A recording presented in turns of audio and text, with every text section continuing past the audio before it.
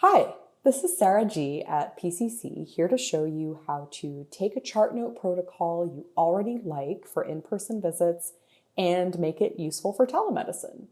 The tips you learn in this video will give you the skills to create as many telemedicine protocols as your practice needs, all based on templates you already know and love. So let's get started. We're going to do most of our work in the protocol builder today. So we'll click configuration in the menu, then protocols, and open the protocol builder. Once you're in here, you're going to pick a protocol you already love and that you use frequently for in-office visits. I'm making a telemedicine sick protocol, so I'm going to pick my favorite sick protocol in the list. Then I'm going to clone it to make a copy. Name my copy, telemedicine sick, and I am not copying auto notes over at this time. I can always add auto notes later in the auto notes configuration tool if I choose. So as you can see from the name at the top of the screen, we're now editing our telemedicine sick protocol. It's an exact copy of our regular sick protocol right now. And we need to make it more useful for telemedicine. So I'm going to start by just removing things that I know I won't use in my telemedicine visits. For example, medical procedure orders. I will not be guiding parents to do that over video. And I won't be giving anyone supplies, so I'll delete that. And I personally don't have a way to do screenings, so I'm going to delete the screening orders for my telemedicine sick protocol.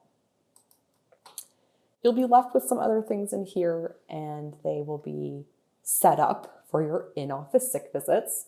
So we need to fix that, and we need to tailor them to work for telemedicine sick visits. Let's take the immunization component, for example. I'm keeping it in here because it shows me the immunization history and forecasting, but I don't plan to be giving any shots during telemedicine visits, so I need to just delete anything that might be anchored in there. So highlight the component within the protocol, double click, and sure enough, we see my flu shot in there. I won't be giving that, so let's delete it and save. And let's take a look at lab orders. I won't be ordering any in-office tests during my telemedicine visits, so I'll delete those, but I'm leaving the component in here just in case I need to order something from an external lab, say. And you would go through and do the same with all of your other components. I won't probably be able to diagnose most of these things without seeing the patient, but I can leave my favorites in there. And you'll just kind of go through the rest of your protocol to make sure all the options make sense for telemedicine. I'm going to say that I am happy with this. And now I really want to focus on some of the elements that are just completely missing that I really need for telemedicine visits. And that would be, first and foremost, a telemedicine consent component. Most states and insurance payers want you to have a telemedicine consent policy, and they want you to kind of document that the patient acknowledges it. So let's create a component to do that. Get out of protocols, back to the main menu, and now we're going into component builder. And here you're going to create a new component. We'll call it telemedicine consent. Make sure it's a generic check. That's going to make it really fast to chart consent during the visit. Under new items, we're going to create some consent statements. My first one is going to be, yep, I read the policy. So the patient is saying, I read the telemedicine consent policy and I consent to it. And the second one is going to say, and I consent to this visit. So they agree to telemedicine for this encounter.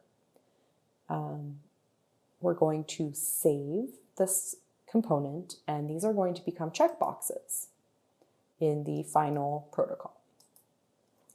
Now that we have a telemedicine consent component, we can go add it into your protocol. So we'll go back to the main menu, open Protocol Builder. Does this look familiar yet? And open up telemedicine-specific for editing. Add and search to find your new component. Now, just like we looked inside the settings for the components that were already here, we want to look inside the settings for the new component we just made. So double click to edit it. And you'll notice those statements we created are not here by default. So I need to add them. I just use the drop down for this. Now, obviously, this is example language. You probably want something a little bit more precise when you are creating this on your own system. If you're having trouble coming up with the right words, you can consult with your state. You can talk to your insurance payers, and if you have an attorney, you could also run this by them. We'll add that and save. Very nice. So let's preview it so you can see what this looks like.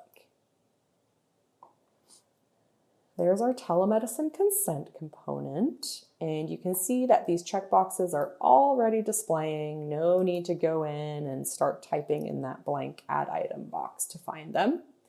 When the patient comes in, or is seen rather, you'll check these off, and you can even write notes. All right. So while we're in here, we should talk about the other thing that is missing from the protocol, which is a place to document telemedicine vitals and all of their uniqueness. So you can take vitals during telemedicine. You can have the family report vitals to you, and providers can also observe vitals over a video conference. You have the choice of recording vitals the way you normally do in this component here. But it's also important to document how those vitals were collected. So were they reported by the caregiver or the patient, or did the provider actually observe them in the call? And as you can see here, even if we click more, there really isn't a good place to take notes about who took those vitals and how. So we're going to create a space to do that now. Go ahead and close the preview. Go back to your main menu, back into Component Builder, and create. Only this time it's vitals notes, and it's a note box, so we are going to choose the type of generic note, and we just want one single field to put our notes in. Go ahead and save. And it's going to have you save a few times.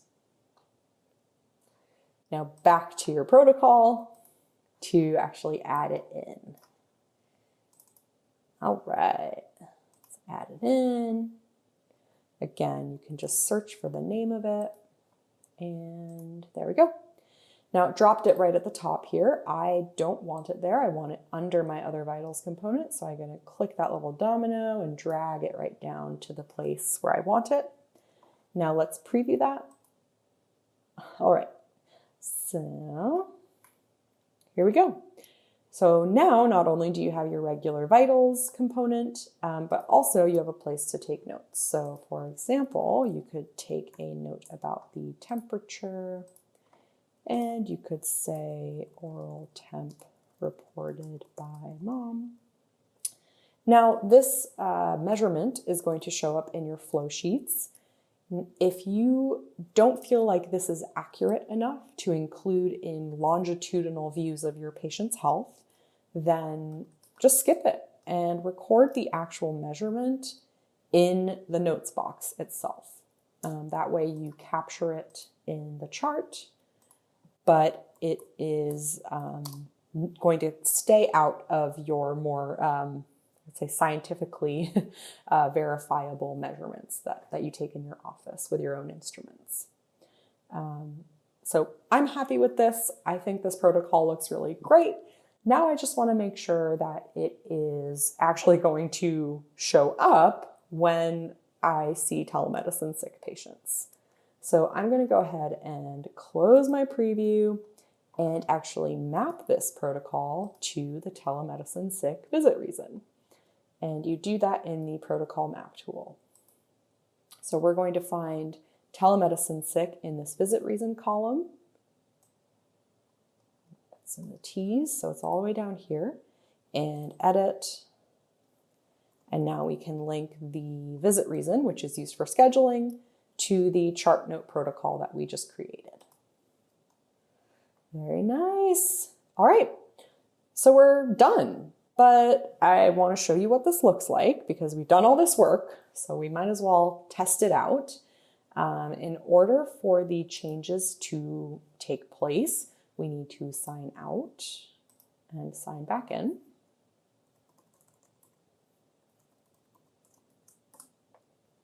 So I've logged out and back in.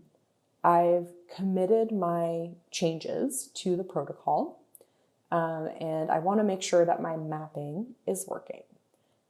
So Jared is already with the provider. We're going to test this out on Dawn. Let's first check her in. She's a little early for her visit. And we'll put her in room 2. Now let's open up her visit and make sure that our protocol is the one that's there. And sure enough, you can see that telemedicine sick is the protocol that was invoked. So you're done. It worked. That was a lot of steps. So I'm going to review them once again from start to finish. 1, clone a protocol you already like. 2, remove components that you won't use for telemedicine. 3, edit what's left to be more useful during telemedicine. 4, create a telemedicine consent component and a vitals notes box. 5, add those new components into your telemedicine protocol. 6, map your finished protocol to a visit reason. To learn more about PCC's tools for telemedicine, stop by learn.pcc.com. There you'll find step-by-step instructions about how to do everything you saw in this video and other resources to help you schedule, chart, and bill for telemedicine encounters. Thanks so much for following along. I wish you good luck and happy charting.